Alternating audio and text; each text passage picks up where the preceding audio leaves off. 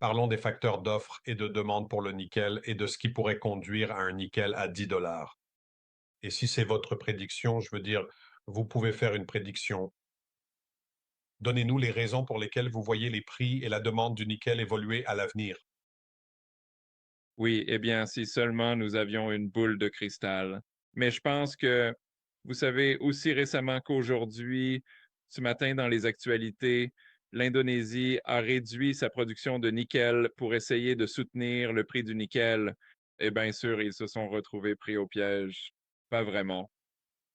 En n'utilisant pas les meilleures pratiques, disons, que ce soit en matière de pollution ou simplement des préoccupations de sécurité concernant leur mode d'exploitation.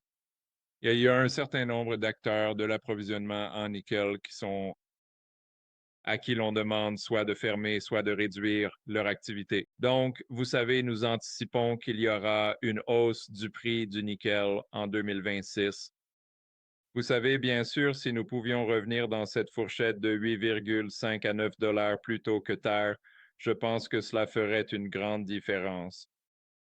Pour nous, un nickel à 10 dollars est en quelque sorte un point idéal dans ce prix du nickel. Et je pense que selon ce qui se passe, que ce soit du point de vue des tarifs ou de simples arrêts dans l'approvisionnement, on peut voir qu'il y a un effet très élastique sur le... Passons maintenant à une analyse plus détaillée des marchés mondiaux pour observer de plus près l'évolution récente ainsi que les tendances actuelles du prix du nickel.